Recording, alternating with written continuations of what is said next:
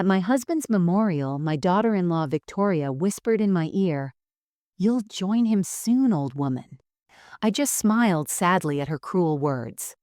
1 week later, when she fainted at the lawyer's office, she finally understood what my husband had planned. Before we start, let us know in the comments where you're watching from. Don't forget to like, share, and subscribe for more powerful stories. My name is Helena Martinez, and at 68 years old, I never imagined I'd be telling this story. But sometimes life has a way of teaching us that the people we trust most can harbor the darkest intentions.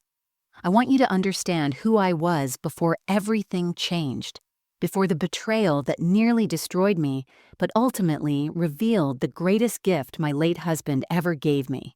For 45 years, I was Robert Martinez's wife.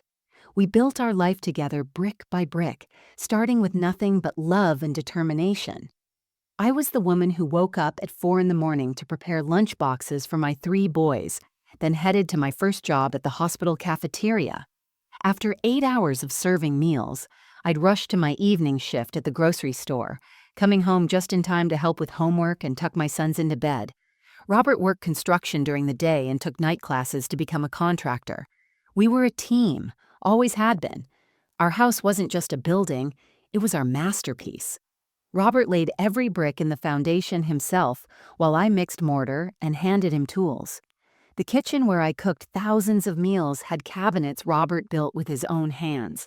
The garden where his prized roses grew was soil we tilled together, pregnant with our first son, Michael. This wasn't just property, it was our history, our sweat, our love made tangible. I became known in our neighborhood as the grandmother everyone wished they had. My Sunday dinners were legendary, with a table that stretched to accommodate anyone who needed a home-cooked meal. I sewed quilts for each of my 7 grandchildren, each pattern chosen specifically for their personality. Amy got butterflies because she was always transforming. Little Robert got trains because he was obsessed with them. Each quilt took months, my arthritis making the work slower as years passed, but love pushed the needle through fabric when my fingers struggled. When Robert got sick 3 years ago, I became his nurse, his advocate, his strength when his own failed. I learned to manage medications with names I couldn't pronounce, drove to countless appointments, held his hand through chemotherapy that ravaged his body but never touched his spirit. I slept in hospital chairs more nights than our bed, refusing to leave his side. The medical bills ate through our savings, but I'd sell everything we owned before I'd compromise his care. My son Michael had married Victoria 8 years ago. She was beautiful, charming, with a smile that never quite reached her eyes. He tried to love her, welcomed her into our family with open arms. But there was always something calculating in how she looked at our house, how her fingers traced the granite countertops, how she asked about property values at inappropriate times. Robert noticed too, though we never spoke of it directly. He'd just squeeze my hand a little tighter when she'd make comments about planning for the future. The day we buried Robert, I stood at his grave feeling like half my soul had been ripped away. My other sons, David and Carlos, held me up as my knees buckled, but Michael stood apart with Victoria, and that's when she leaned in close, her perfume suffocating, and whispered those venomous words that would change everything. At that moment, I was just a grieving widow who smiled sadly at cruelty I didn't yet understand. The morning after Robert's funeral, I woke up in our bed alone for the first time in 45 years. His pillow still smelled like him, that mixture of Old Spice cologne and the peppermint tea he drank every night before bed. I reached over to his side, my hand finding only cool sheets where warmth should have been. The silence was deafening. No gentle snoring, no rustle of newspaper pages, no soft humming of the Spanish songs his mother taught him, just me and the echo of a life that used to be whole. I forced myself into a routine because Robert would have wanted me to keep living. Every morning at 6:30, I made coffee in his favorite mug, the one Michael made in 3rd grade art class with "World's Best Dad" painted in crooked letters. I'd sit in his chair on the back porch, looking out at his rose garden.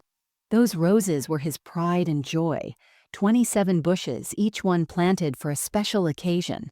The yellow ones for our wedding anniversary, the pink for each son's birth, the deep red for the day we paid off the mortgage. I watered them religiously, talking to them the way Robert used to, telling them about my day as if he could hear me through their blooms. Tuesdays and Thursdays became my anchor points. Tuesday mornings, I volunteered at Sacred Heart Food Bank, where I'd been helping for 15 years. The familiar rhythm of sorting canned goods and packing boxes gave my hands something to do, while my heart learned to beat with this new emptiness. The other volunteers, many of them widows themselves, understood the importance of not asking how I was doing. They just handed me boxes and let me work through my grief in productive silence. Thursday afternoons brought my grandchildren, or at least some of them. David's twins, Sophia and Luis, would burst through the door like sunshine, their 8-year-old energy filling the quiet spaces. They'd help me bake cookies. Flour everywhere, more chocolate chips in their mouths than in the dough. Carlos brought baby Emma, who was just learning to walk, her chubby hands reaching for everything. But Victoria stopped bringing her 2 boys. She said they were busy, with activities, but I knew better. Even before Robert died, she'd started limiting their visits, claiming I spoiled them too much with homemade treats and attention. My evenings followed a gentle pattern. After dinner, usually something simple like soup or a sandwich.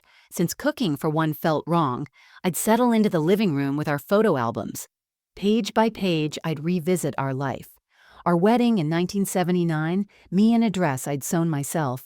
Robert looking handsome in his borrowed suit. Michael's first baseball game where he struck out, but Robert cheered like he'd hit a home run. Family vacations to the lake where we'd rent the same cabin every summer, teaching the boys to fish and swim. These photographs were proof that our love had existed, that the happiness had been real. The house felt too big without Robert, but it was also my comfort. Every room held memories. The kitchen table where we'd helped with homework and science projects. The living room where we'd hosted 45 Christmas mornings. The basement workshop where Robert taught the boys to work with their hands, patient even when they made mistakes. Friends suggested I might want to downsize, move to something smaller, more manageable.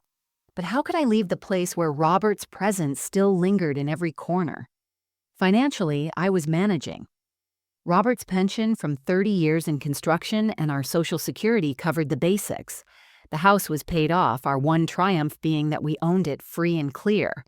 I didn't need much, had learned to live frugally all my life. My biggest expense was maintaining Robert's roses, but that felt less like spending and more like honoring a promise. This quiet life wasn't what I'd planned for our golden years, but it was peaceful, respectful, a testament to the man I'd loved and lost. The first sign that something wasn't right came 3 weeks after Robert's funeral. Victoria called on a Wednesday morning, which was unusual. She never called me directly, always communicated through Michael. Her voice was different too, sweeter somehow, like honey coating something sharp. "Mom Helena," she said, and I nearly dropped the phone. In 8 years of marriage to my son, she'd never called me Mom. "I've been thinking about you all alone in that big house. Michael and I want to help." That afternoon, she appeared at my door with a store-bought pie and a smile that seemed practiced in the mirror. She hugged me. Another first, her embrace stiff and brief like she was checking something off a list. "I know we haven't always been close," she said, settling into Robert's chair without asking. Something even my own sons didn't do. "But family needs to come together in times like these." She started coming by twice a week, always when Michael was at work. She'd bring coffee from that expensive place downtown, the kind that cost more than I spent on groceries for a day. While I sipped politely, she'd wander through the house, her fingers trailing along surfaces like she was taking inventory. "This place must be so hard to maintain," she'd say, opening closet doors without permission. "All these rooms for just one person. The property taxes alone must be crushing you." The question started innocently enough. Did Robert have life insurance? She asked one day while helping me sort through sympathy cards. When I mentioned he did, her eyes lit up before she caught herself. Good, good. You'll need that for expenses. Then came questions about the house deed, about savings accounts, about whether Robert had a financial advisor. She framed each inquiry as concern, but something in her tone made my skin prickle. One afternoon, I came back from the bathroom to find her in Robert's study, his filing cabinet open, papers spread across the desk. "Oh, Helena," she said, not even looking guilty. "I was just trying to organize things for you. You must be overwhelmed with all this paperwork." But I noticed she'd been photographing documents with her phone. When I asked what she was doing, she laughed. That tinkling, fake laugh I'd heard at too many family dinners. "Just trying to help you keep digital copies. You know how easy it is to lose important papers." The phone calls were perhaps the most unsettling. Her cell would ring during her visits, and she'd step outside to answer, but I could hear her through the kitchen window. "Yes, she's alone now," I heard her say once. "No other family stopping by today." Another time, "The house has to be worth at least that much, maybe more with the land." And once, chillingly, "Old people get confused after loss. It happens all the time." Michael started acting strange too. My son, who used to call every Sunday to check on his father and me, now called daily, but the conversations felt scripted. "Mom, are you taking your medications? Are you remembering to eat? Victoria's worried you seem confused lately." Confused? I'd never been more clear-headed in my life. When I told him I was fine, he'd pause, and I could hear Victoria whispering in the background. She began suggesting I give her power of attorney, just for small things, like paying bills online. She brought brochures for senior living communities and left them strategically around the house. "These places are so nice now, Mom Helena, like resorts, and think how free you'd feel without all this house burden." The word burden stuck in my throat. This house had never been a burden. It was my life's work, my sanctuary. But I pushed down my suspicions. Grief does strange things to people, I told myself. Maybe Victoria was trying to help in her own misguided way. Maybe I was being paranoid, seeing threats where there was only awkward kindness. After all, she was Michael's wife, the mother of 2 of my grandchildren. Family doesn't betray family, does it? I became an expert at explaining away what my instincts screamed were warning signs. Lying in bed at night, I'd replay Victoria's visits and construct elaborate justifications for her behavior. The mind is powerful when it wants to protect itself from painful truths, especially when that truth involves your own child. When my friend Margaret from church mentioned she'd seen Victoria at the county assessor's office, I told myself she was probably there for her own business. Victoria worked in real estate, after all. It made perfect sense she'd be looking at property records. When Margaret pressed, her eyes full of concern, I laughed it off. "Victoria's been so helpful lately," I said, the words tasting like chalk. "She's really stepping up as a daughter-in-law."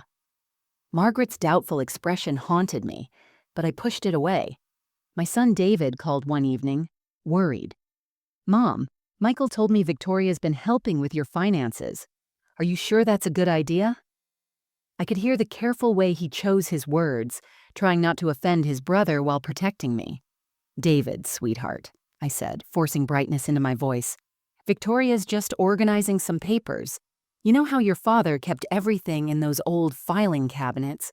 She's helping me modernize." The lie came so easily I almost believed it myself. The worst part was convincing myself that Michael's distance was normal grief. When he stopped bringing his boys for Sunday dinner, I reasoned he needed space to mourn his father. When he started every conversation by asking about my health, my mental state, whether I was managing okay alone, I told myself he was being a concerned son. The Michael I raised, who used to call me his hero, who cried on my shoulder when his first girlfriend broke his heart, that Michael was still in there. He had to be. I started hiding things from myself, little acts of denial that kept the ugly truth at bay. When I found Victoria's notebook in the couch cushions, filled with calculations about property values and notes about timeline and legal requirements, I tucked it back without reading further. When I overheard her on the phone saying, "She's more stubborn than we thought," I turned the TV volume up and pretended I hadn't heard. When she brought a man she introduced as a family friend, who turned out to be a real estate developer, I served them coffee and cookies like nothing was wrong. Carlos noticed my weight loss, the dark circles under my eyes. "Mom, you're not sleeping," he said, holding my face gently in his hands. "What's really going on?" But how could I tell him I suspected his brother's wife was plotting against me? How could I fracture our family with accusations I desperately hoped weren't true? "Just missing your father," I said, which was true enough to satisfy him. I even rationalized the missing items. Robert's watch, the one his father gave him, disappeared from his nightstand. Victoria had admired it once, but surely she wouldn't take it. It must be misplaced. When I couldn't find the pearl necklace Robert gave me for our 25th anniversary, I convinced myself I'd put it somewhere safe and forgotten. When important documents seemed to be in different places than where I'd filed them, I blamed my grief-addled memory. The self-gaslighting was exhausting. Every night I'd look at Robert's picture on my nightstand and whisper, "Am I going crazy, mi amor? Am I seeing shadows where there's only light?" But his frozen smile offered no answers. I started avoiding mirrors, afraid I'd see the truth reflected in my own eyes, the truth I wasn't ready to face, that my son's wife was a vulture circling what she thought was a dying animal, and my son was either complicit or blind. Still, I clung to denial like a life raft in a storm. Because accepting the truth meant accepting that Michael, my firstborn, the boy who once brought me dandelions and called them roses, had chosen greed over his mother. And that truth felt like it might kill me faster than any threat Victoria could make. The morning everything changed started like any other Thursday. I was sorting through Robert's desk, finally ready to tackle the mountain of medical bills and insurance papers when I noticed his laptop was open. Strange, because I distinctly remembered closing it the night before. The screen showed the recent browsing history, and my blood turned to ice water in my veins. The searches were all mine, technically from my user account, but I hadn't made them. How to declare elderly parent incompetent. Power of attorney without consent. How long before widow can be placed in care facility. Forcing house sale elderly parent. The timestamps showed these searches were made during Victoria's visit yesterday, when I'd left her alone for 10 minutes to answer the door for a delivery. My hands shook as I scrolled further. She'd even bookmarked articles about signs of dementia to document and building a case for guardianship. I sat there, staring at the screen, feeling like the floor had dropped out from under me. This wasn't suspicion anymore. This was evidence. But I needed more. Robert always said, "Hope for the best, but prepare for the worst with proof in hand." So I started digging. In the recycling bin, I found the business card Victoria had thrown away, thinking I wouldn't notice. Sunset Manor Senior Living. We make transitions easy. On the back, in Victoria's handwriting, Helena M's widow, vulnerable, house valued at $750K minimum. Commission structure discussed. She'd already been shopping me around like livestock at an auction. My phone bill revealed calls I hadn't made. Victoria had been using my landline during her visits to call various nursing homes, pretending to be me, inquiring about availability and payment options. One facility had even sent a follow-up email to my account, thanking Mrs. Martinez for my interest in their memory care unit. Memory care. She was laying groundwork to claim I had dementia. The most damning evidence came from an unexpected source. My neighbor, Mrs. Chen, knocked on my door that afternoon with a plate of cookies and a worried expression. "Helena, I don't mean to pry, but is everything all right? That woman who visits, your daughter-in-law, she was in your backyard yesterday taking pictures of the house while you were inside. She was on the phone saying something about perfect for development, and once we get the old lady out." Mrs. Chen pulled out her phone, showing me a video she'd taken from her kitchen window. There was Victoria walking the property line, recording everything while talking on the phone. The audio was faint, but I could make out pieces. 6 months tops. Michael's on board. She trusts me now. The will doesn't matter if she's declared incompetent. I sank into my chair, the weight of betrayal crushing my chest. But then Mrs. Chen showed me something else. She'd been suspicious for weeks, she said, and had been documenting Victoria's visits. Photos of Victoria loading boxes from my garage into her car. Video of her leading that developer through my backyard while I was at my volunteer shift. Even a recording of Victoria telling someone on the phone that I was showing clear signs of decline and couldn't possibly manage alone much longer. That night, I found the final piece of evidence in the most heartbreaking place. In Michael's old room, where I kept his childhood things, Victoria had left her tablet behind. It was logged into her email, and there it was, a chain between her and Michael. My son, my baby boy, writing, "I feel bad about this, Vic, but you're right. Mom's getting old. The house is too much for her. We need that money for the kids' college funds." Victoria's response was cold, calculated. "Stop being sentimental. Your mother had her life. This house should be your inheritance now, not in 10 years when there's nothing left. I'm doing this for our family. Let me handle it." The evidence was overwhelming, undeniable, and devastating.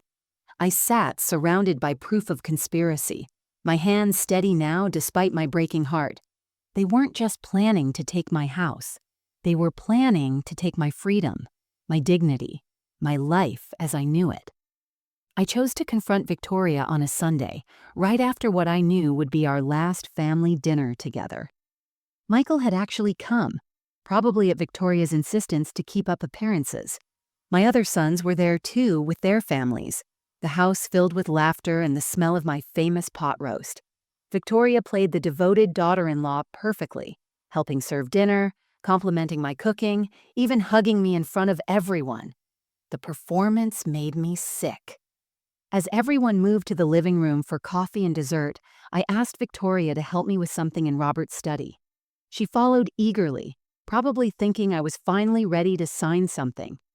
I closed the door behind us, my heart pounding so hard I was sure she could hear it. "Victoria," I said, sitting behind Robert's desk where he used to pay bills and make important decisions, "we need to talk about your plans for my future." Her face went through a series of expressions, like a mask slipping. "What do you mean, Mom Helena? I only want what's best for you." I pulled out the printed emails, the screenshots, the photos Mrs. Chen had taken. I spread them across the desk like a poker player showing a winning hand. "I know everything. The nursing homes, the developer, the plan to declare me incompetent. I even know you've been stealing from me, starting with Robert's watch." The transformation was instant. The sweet daughter-in-law facade crumbled, replaced by something cold and ugly. She didn't even try to deny it. Instead, she leaned back in her chair and laughed. Actually laughed. "You stupid old woman," she said, her voice dripping venom. "You think this matters? Michael already agrees you're becoming a burden. Do you know how much money you're sitting on while we struggle?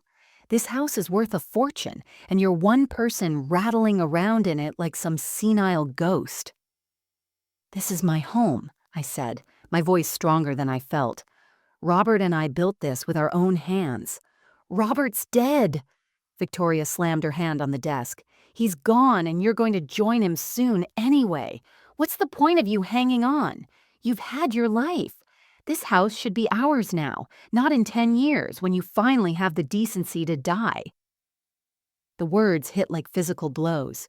"How can you say that? I'm Michael's mother. I'm your children's grandmother." She stood up, pacing now, her composure completely gone. "You want to know the truth? I've been planning this since the day Robert got diagnosed. 3 years. I've been laying the groundwork. Every doctor's appointment you missed because you were tired, documented.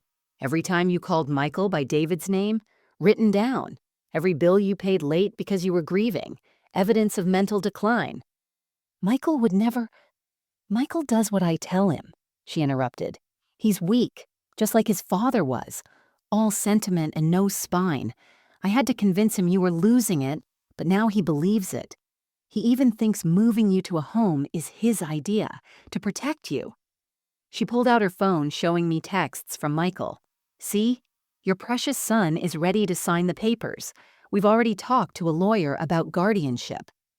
I stood up, my legs surprisingly steady. Get out of my house. Your house? She laughed again. Not for much longer.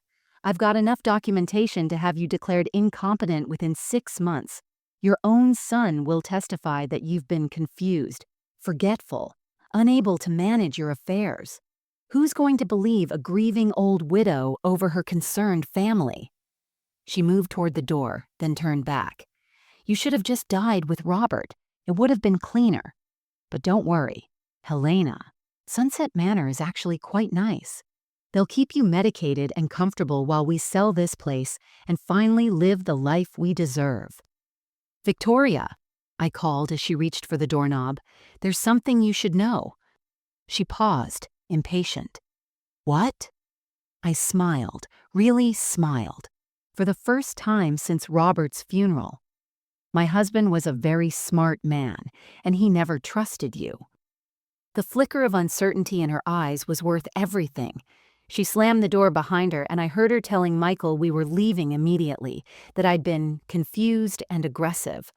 I watched from the window as they drove away, my son not even looking back at the house where he grew up. After Victoria's mask came off, I became a detective in my own life, uncovering a web of deception that went deeper than I'd imagined. What started as greed for my house had evolved into something more sinister, more calculated, with tentacles reaching into every aspect of my existence. The first thread I pulled came from my banking statements. Small withdrawals I hadn't noticed before, always just under the amount that would trigger a notification. 500 here, 300 there, spanning months. Victoria had been skimming from my accounts using the online banking she'd helped me set up. She'd registered her phone number for alerts, not mine, so I never received notifications. Over $8,000 had vanished into her pockets while I grieved my husband. But the financial theft was just the beginning. I discovered Victoria had been visiting my doctor's office, presenting herself as my concerned daughter-in-law and requesting copies of my medical records. She told Dr. Patterson's receptionist that I was showing signs of confusion and she needed to monitor the situation. She'd been building a medical file to support her incompetency claim, twisting routine age-related issues into evidence of dementia. My friend Margaret, the retired paralegal, helped me dig deeper. We found that Victoria had already filed preliminary paperwork with Adult Protective Services, claiming I was a vulnerable adult in self-neglect. The report, filed anonymously but obviously from her, stated I was living in unsanitary conditions, refusing help, and showing signs of paranoid delusions. Lies. All of it. But official enough to start a paper trail. The real shock came when I spoke to my other sons. David revealed that Victoria had been calling him for months, expressing concerns about my mental state.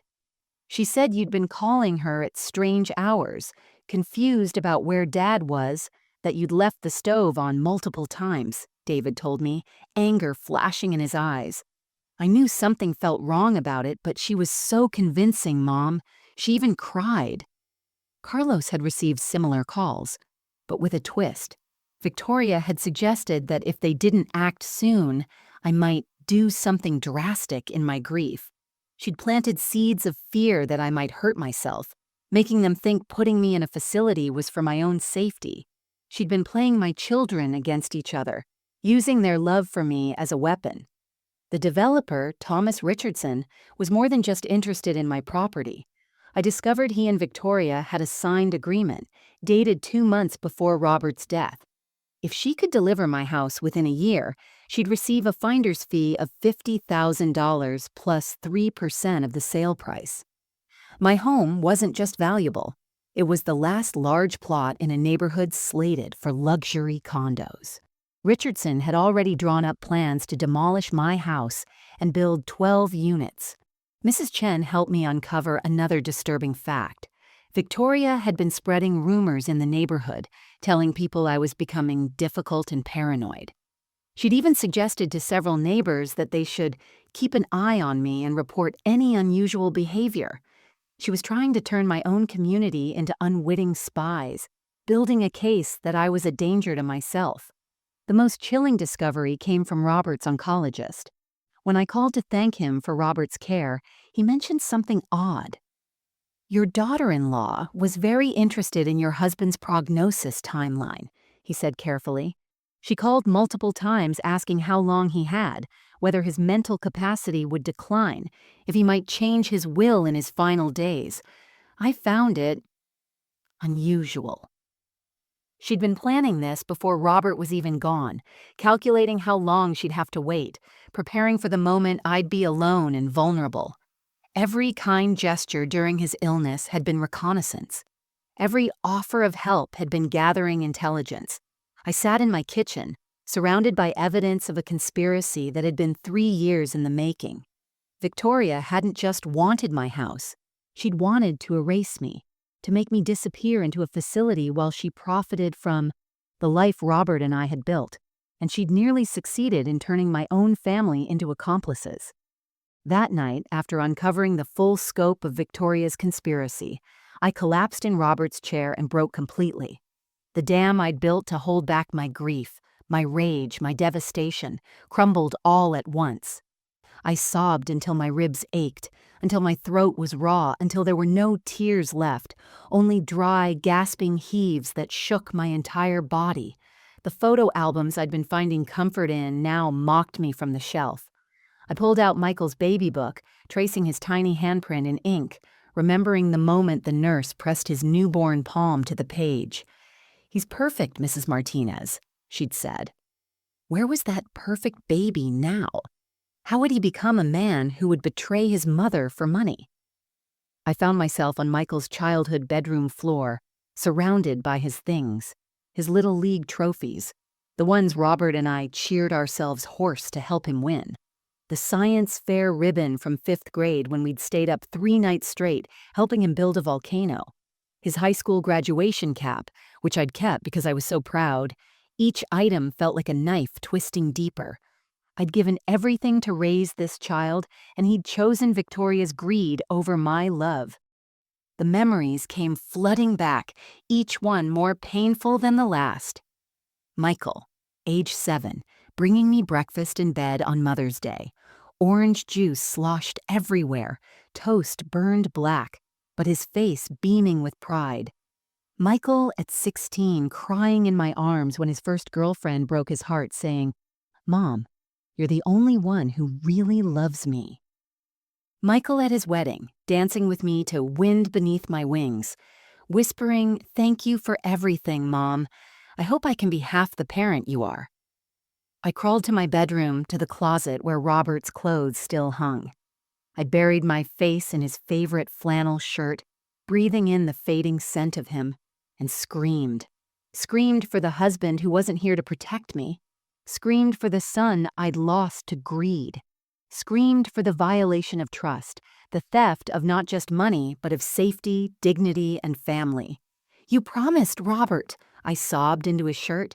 "You promised we'd grow old together. You promised to always take care of me. How could you leave me alone to face this?"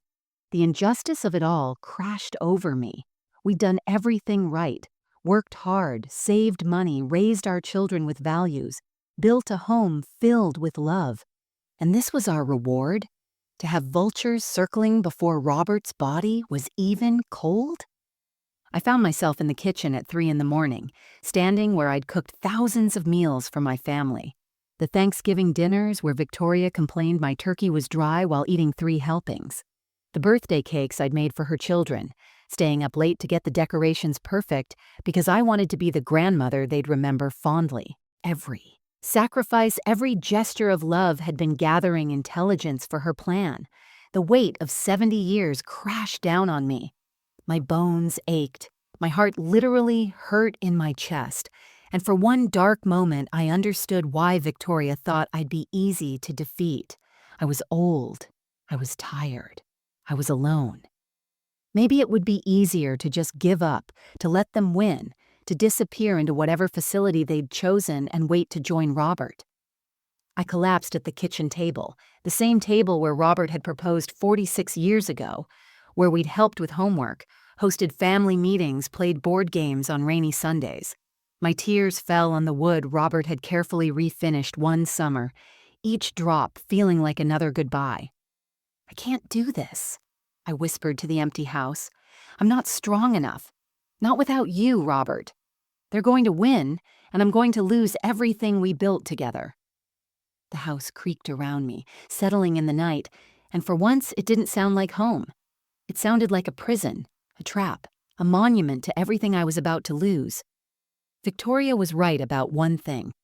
I was just one old woman, rattling around in memories, waiting to die. Dawn was breaking through the kitchen windows when I finally stopped crying.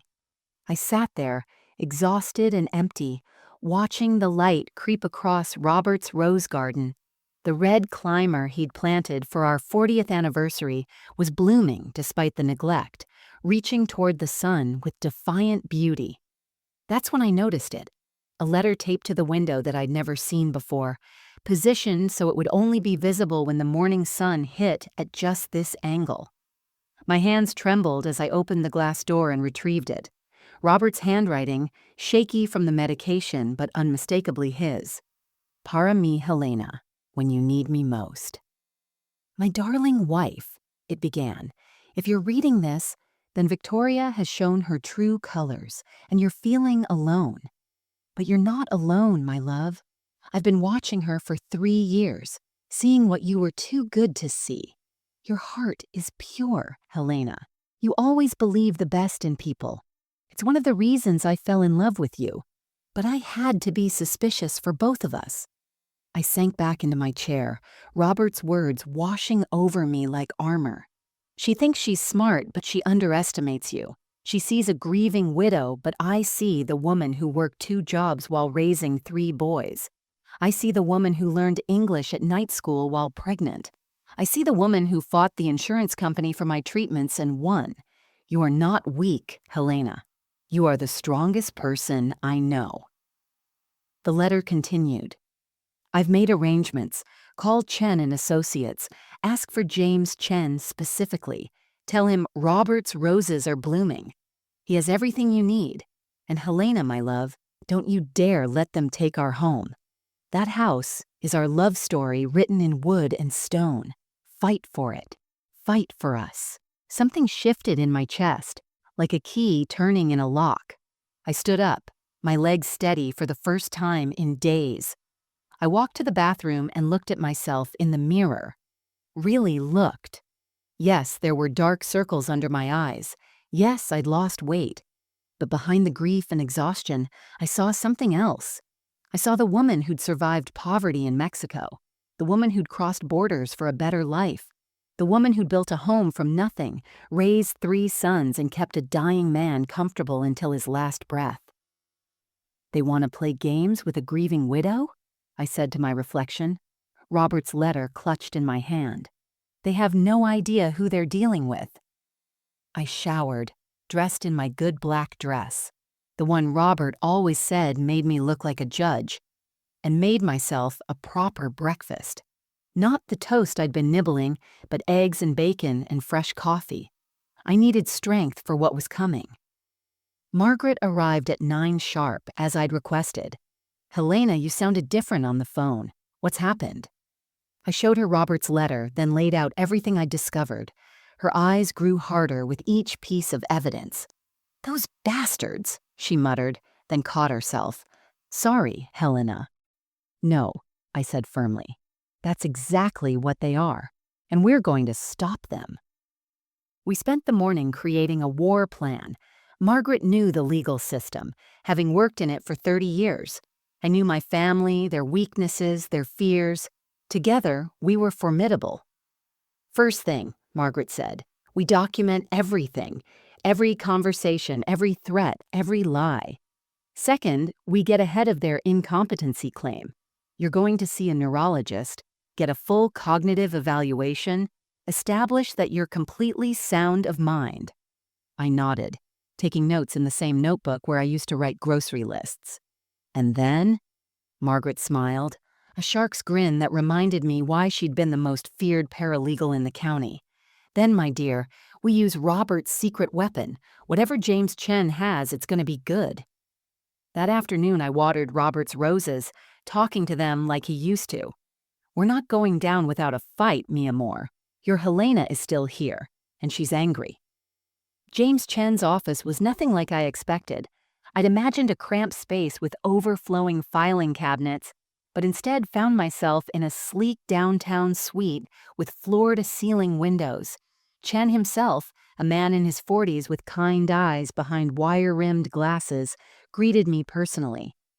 "Mrs. Martinez," he said, taking both my hands in his, "Robert spoke of you constantly. He said you'd come when you spoke the phrase about roses. I've been waiting."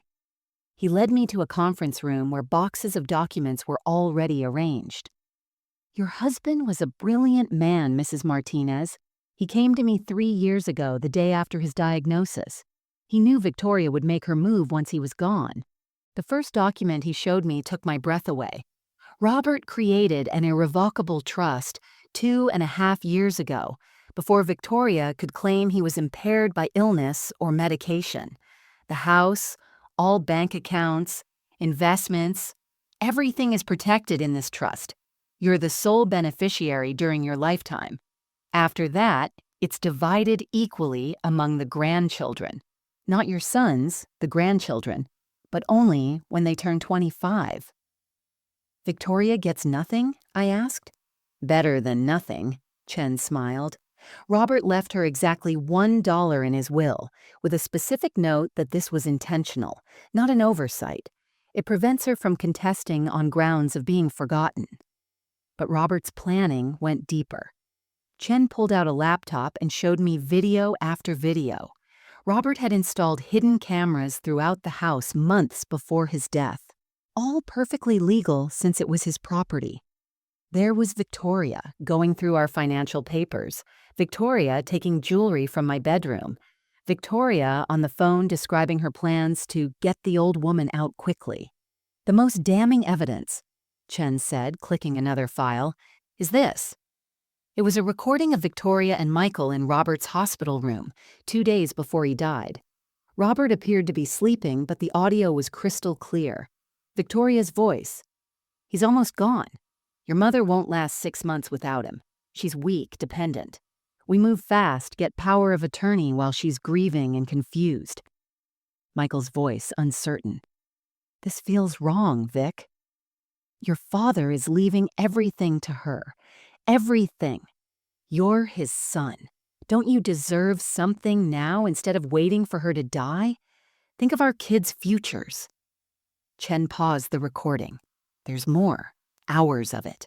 Robert was recording everything in his final weeks. My next stop was Dr. Sarah Goldman, the neurologist Margaret had recommended. After a battery of cognitive tests that took 3 hours, she provided me with a detailed report. "Mrs. Martinez, your cognitive function is exceptional for any age, let alone 70. You scored in the 95th percentile on memory tests, perfect scores on reasoning and problem solving. Anyone claiming you're incompetent would be laughed out of court." With Margaret's help, I filed my own reports. We contacted Adult Protective Services first, reporting the financial elder abuse with documentation of the stolen money. We filed a police report for the missing jewelry and watch, complete with Victoria's own admission caught on camera. We sent cease and desist letters to the nursing homes Victoria had contacted, informing them that any further contact would be considered harassment. But the masterpiece of our plan was the trap. Chen had discovered Victoria had scheduled a meeting with Richardson, the developer, for the following Monday. She'd told him she'd have full authority over the property soon. We decided to let that meeting happen, but with modifications. Chen reached out to Richardson's lawyer, informing him of the trust's existence and that any deal with Victoria would be fraudulent. Richardson, not wanting legal troubles, agreed to wear a wire to the meeting. The FBI's Elder Fraud Division, which Chen had contacted, was very interested in a real estate agent conspiring to defraud an elderly widow. I also hired a private investigator who uncovered something beautiful. Victoria had done this before. 5 years ago in Arizona, an elderly uncle of hers had suddenly needed care, and his house was sold within months. The uncle's children had suspected foul play but couldn't prove it. They were eager to provide statements. "We're ready," Chen announced that Friday. "Monday, when Victoria thinks she's closing her deal with Richardson, she'll be walking into a federal investigation." I smiled, holding Robert's letter. Let's see how she likes being the vulnerable one. Monday arrived with the kind of dramatic storm that seemed scripted by fate itself. Thunder rolled across the sky as I prepared for what would either be my vindication or my downfall. I dressed carefully in Robert's favorite outfit of mine, the navy blue suit I'd worn to Michael's college graduation, the pearl earrings Robert gave me for our 30th anniversary. If this was to be my battle, I would face it as the woman Robert had loved, not the victim Victoria tried to make me. Chen had orchestrated everything perfectly.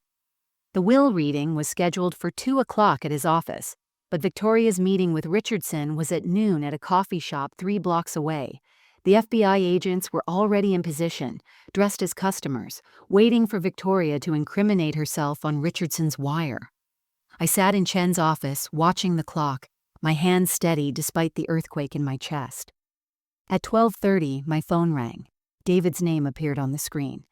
"Mom, where are you?" Victoria just called Michael in a panic.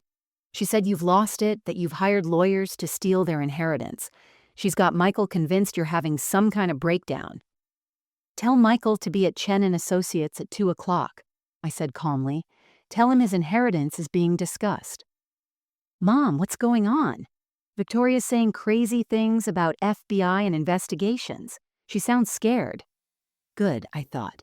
Just be there, David. Bring Carlos, this ends today. By 1:45, Chen's conference room was filling up. Michael arrived first, his face a storm of confusion and anger. He wouldn't look at me, just sat beside Victoria's empty chair, checking his phone obsessively. David and Carlos flanked me, their presence a comfort even though they didn't fully understand what was happening. Margaret sat on my other side, a stack of documents before her like ammunition. Mrs. Chen from next door arrived as a witness, along with 2 other neighbors Victoria had tried to recruit in her campaign against me. Dr. Goldman was there with my cognitive evaluation results. Even Robert's oncologist, Dr. Harrison, had agreed to attend, disturbed by what he'd learned about Victoria's inquiries during Robert's illness. Victoria burst in at 5 minutes to 2, her usually perfect hair disheveled, her makeup smeared. Richardson had played his part perfectly, getting her on tape offering him $30,000 under the table to expedite the sale once she had control. The FBI had detained her for 2 hours of questioning before releasing her, informing her that charges were pending further investigation. "This is harassment," she screamed, pointing at me. "This old woman has lost her mind. She's paranoid, delusional. Michael, tell them how confused she's been." Michael stood up, torn between his wife and the growing realization that something was very wrong. "Mom, what is this?" "Victoria says you've been plotting against us, that you've hidden Dad's will, that you're trying to cut me out of everything." Before I could respond, Chen entered with a court reporter and someone I didn't expect, Judge Patricia Thornton, a family friend who'd attended our anniversary parties for decades. Given the serious nature of the allegations being made about Mrs. Martinez's mental capacity, Chen announced, Judge Thornton has agreed to oversee these proceedings to ensure fairness and legal compliance. Victoria's face went pale. "This is ridiculous. We don't need a judge. This is a family matter." Attempting to have someone declared incompetent, filing false reports with Adult Protective Services, and elder financial abuse are not family matters, Judge Thornton said sternly. They're potential felonies. Now, shall we proceed? Chen pulled out a thick folder, the original will Robert had signed 3 years ago, properly notarized and witnessed. But he also had something else, a sealed envelope marked, "To be opened only in the presence of all parties." "Before we begin," Chen said, his voice carrying the weight of the moment, "Mr. Martinez left a video message. He insisted it be played before the will reading in front of everyone." The room fell silent except for the rain pounding against the windows. Chen positioned his laptop so everyone could see the screen. My heart clenched as Robert's face appeared, thin from illness but his eyes sharp with determination. "Hello, my family," Robert's voice filled the room. "If you're watching this, then the performance is about to begin." Robert's face on the screen was gaunt from his final weeks, but his eyes burned with clarity and purpose. "Hello, my family," he repeated, adjusting himself in what I recognized as our bedroom. "I'm recording this on October 2nd, 3 weeks before I expect to die. My mind is clear, Dr. Harrison can verify this, and what I'm about to share has been 3 years in the making." Victoria tried to stand, but Judge Thornton's sharp, "Sit down, Mrs. Martinez," froze her in place. Robert continued, "Victoria, I know you're watching this, probably calculating how much my house is worth. Let me save you the trouble.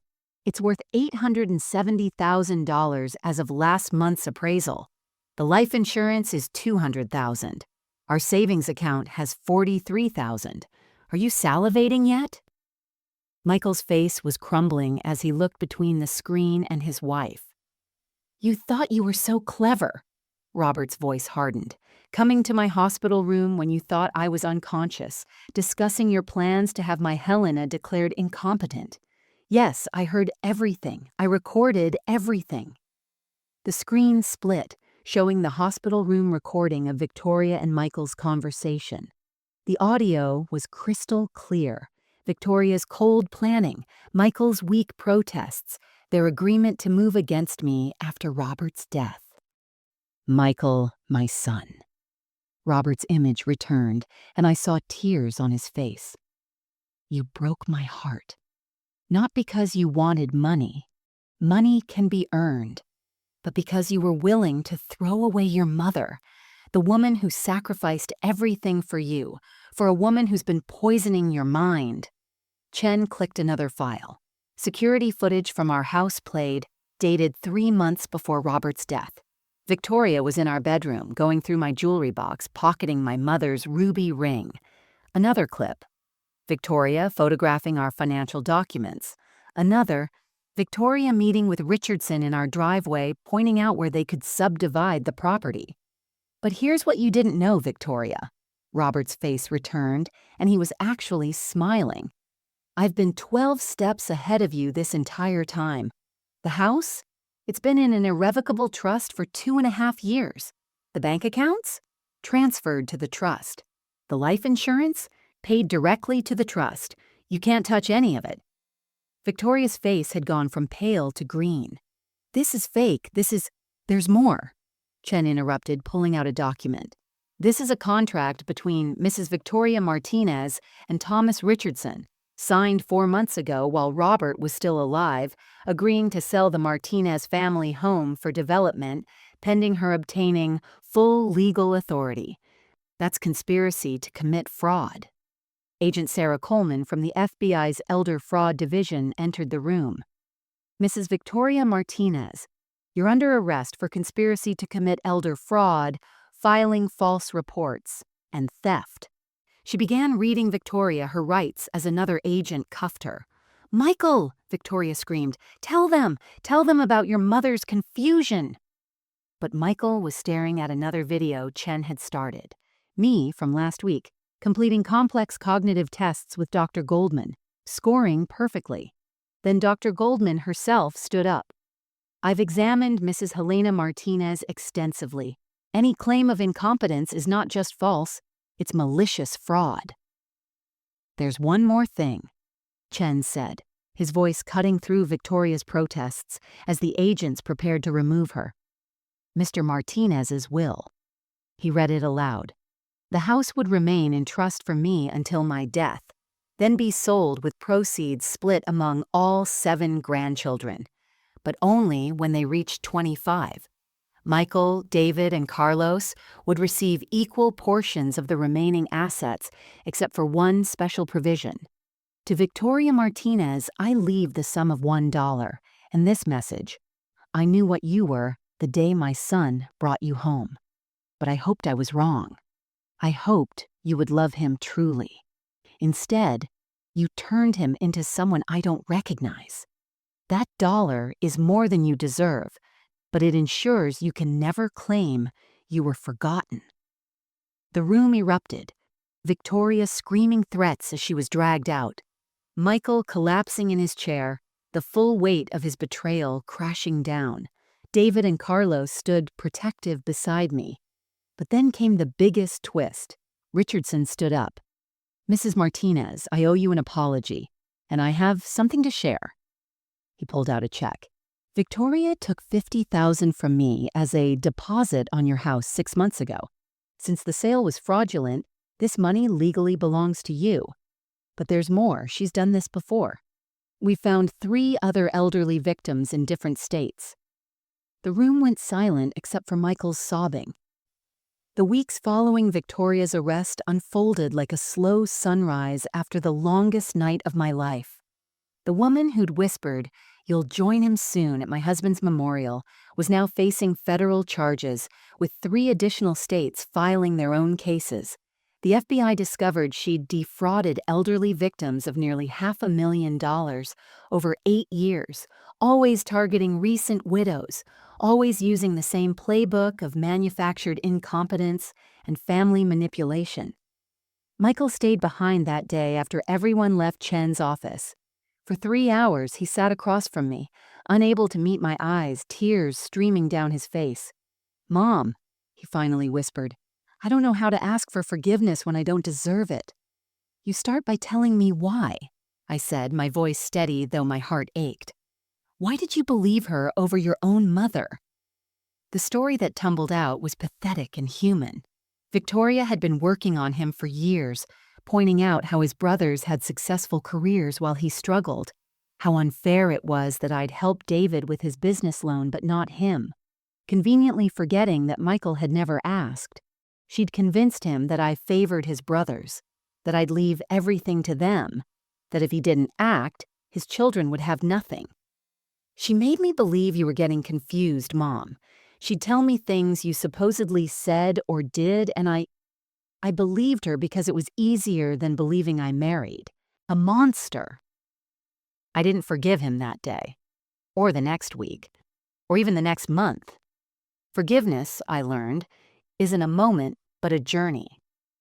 Michael had to earn his way back, starting with therapy to understand how he'd been manipulated, continuing with testimony against Victoria that helped convict her, and most importantly, explaining to his children why their mother was gone and their grandmother was a hero, not a villain. David and Carlos rallied around me, like an army. They helped me change locks, install new security systems, and sort through the legal aftermath.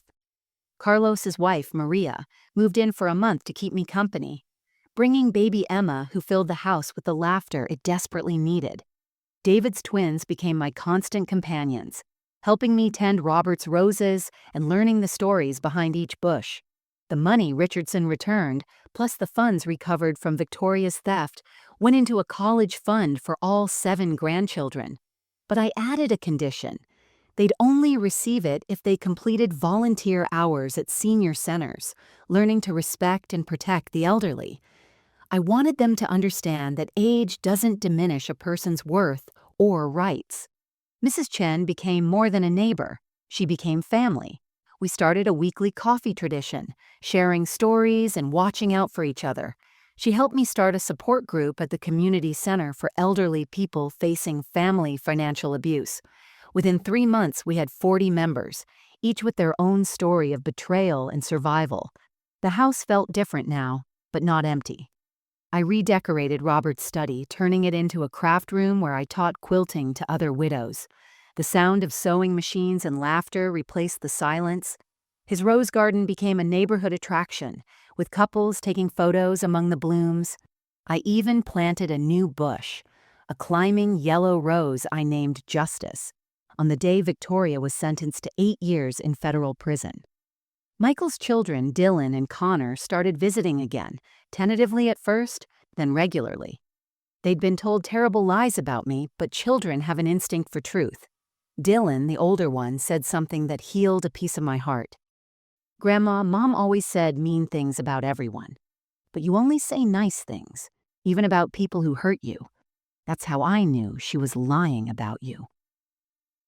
6 months after that horrible memorial service, I stood in my kitchen making Sunday dinner for a full house again. The table was set for 12, my sons, their wives, -1, and all my grandchildren. The conversation was lighter, the trust slowly rebuilding. Michael was in therapy, becoming the son I'd raised before Victoria's poison. He'd sold their house, moved into a smaller apartment, and gotten a second job to pay back what Victoria had stolen from me, though I'd told him it wasn't necessary. "Mom," he said that evening, helping me wash dishes like he had as a boy, "Dad would be proud of you. You fought for our family when I failed it." I dried my hands and touched his face gently. "Your father knew this would happen. He prepared me for it. But he also believed you'd find your way back. He never gave up on you, mijo. Neither did I." 1 year later, I stood in Robert's rose garden at sunrise, holding my morning coffee in his favorite mug, the one with the crooked letters spelling "World's Best Dad." The garden had never looked better. The justice rose I'd planted after Victoria's conviction had grown strong and tall, its yellow blooms intertwining with Robert's red climber in a beautiful dance of color. Life, I'd learned, has a way of creating beauty from pain if you're willing to tend the soil. The house behind me hummed with preparation for today's gathering. Not a memorial this time, but a celebration. Today marked the 1-year anniversary of what my grandchildren had started calling Grandma's Victory Day, though I preferred to think of it as the day our family began healing. Michael was already in the kitchen, having arrived at dawn to help prepare the feast. He'd been coming early every Sunday for months now, relearning the recipes I'd taught him as a child, rebuilding our relationship one shared meal at a time. "Morning, Mom," he called through the window. "The bread's rising perfectly. Dad's trick with the honey in the dough really works." These small moments of redemption were worth more than any inheritance. Michael had completed 6 months of therapy, joined a support group for family members of convicted felons, and started volunteering with me at the senior center. He'd become an advocate against elder abuse, sharing his story despite the shame, hoping to prevent other sons from falling into the same trap. The doorbell rang, and I found a young couple standing nervously on my porch. They'd heard about our support group through the news coverage of Victoria's trial. Their own grandmother was facing similar exploitation from a grandson convinced he deserved his inheritance early. They needed help, guidance, hope. I invited them in, poured coffee, and began sharing what I'd learned. This had become my mission, turning my pain into purpose, helping other elderly people recognize the signs and protect themselves. As the family arrived for dinner, the house filled with the noise I'd once feared I'd never hear again. Dylan and Connor had started calling me Warrior Grandma, a title I wore proudly. They'd written essays about me for school, about how their grandmother had stood up to a bully and won. Their teacher had called to tell me Connor's essay had made her cry and reconsider her own relationship with her aging parents. During dinner, David raised his glass for a toast. "To Mom, who showed us that strength isn't about age or size, but about standing up for what's right, even when it costs you everything." Carlos added, "To Dad, who loved Mom so much he protected her even from beyond." Michael's voice was thick with emotion. "To second chances, and to the mother who gave me one when I didn't deserve it." I stood, my own glass raised. "To Robert, who taught me that love means preparing for storms, even when the sky is clear. To my family, who came back stronger from betrayal. And to everyone watching who needs to hear this, you are never too old to fight back, never too weak to seek justice, and never alone if you're brave enough to ask for help. Later, as the sun set and the family dispersed, I sat with you. Yes, you who've been listening to my story. Maybe you're worried about your own parents or grandparents. Maybe you've seen warning signs in your family. Maybe you're an elder yourself, feeling vulnerable and afraid. Here's what I need you to know. The moral of my story isn't about revenge or money or even justice. It's about three fundamental truths. First, love and preparation are the greatest gifts we can give our families. Robert's foresight saved me, but more importantly, his faith in our love gave me strength to fight when I wanted to surrender. Second, family isn't defined by blood but by loyalty. Victoria shared my name but was never family. Mrs. Chen, who shared nothing but a property line, became my sister in arms. Michael lost his way but found his way back because real family bonds can be damaged but not destroyed. Third, age is not weakness. Every wrinkle on my face represents a battle won, a lesson learned, a year survived. We elderly are not burdens to be managed or obstacles to inheritance.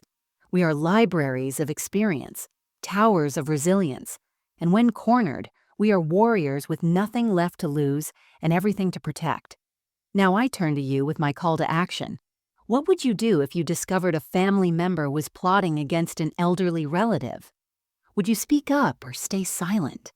Would you investigate those suspicious changes in behavior, those unusual questions about finances, those sudden interests in helping with paperwork? Share your thoughts in the comments below. Tell me about your own experiences with family betrayal or triumph. Have you seen elder abuse in your community? What signs did you notice? What actions did you take? But more importantly, take action today. Call your elderly relatives. Visit them. Look for signs of exploitation, isolation, fear, sudden financial changes, new helpful people in their lives. Check on your neighbors. Volunteer at senior centers. Educate yourself about elder abuse, which affects 1 in 10 elderly Americans but goes unreported 90% of the time. If you're an elder yourself and something in my story resonated with you, please reach out for help. Contact the National Elder Fraud Hotline at 833-FRAUD-11. You are not alone. You are not powerless. You are not too old to fight for your dignity and rights. And finally, if you have children or grandchildren, have honest conversations about inheritance, wishes, and plans while you're healthy. Don't let death and grief become opportunities for greed. Create safeguards. Document everything. Trust but verify. Love freely but protect yourself wisely. My name is Helena Martinez. I'm 69 years old now. I survived betrayal, chose forgiveness, and found justice. My roses are blooming, my family is healing, and my husband's love still protects me through the trust he created and the strength he knew I possessed. Remember this: they thought I would join my husband soon. Instead, I showed them that some things are stronger than death, greed, or betrayal. Love, properly prepared, is invincible. If this story touched your heart or opened your eyes, please share it with someone who needs to hear it. Like and subscribe for more stories of triumph over adversity. But most importantly, go check on an elderly person today. Be the protection they need, the voice they might have lost, the family they deserve. Because in the end, we all grow old. And when we do, we'll need warriors like you to stand guard over our dignity, our rights, and our roses.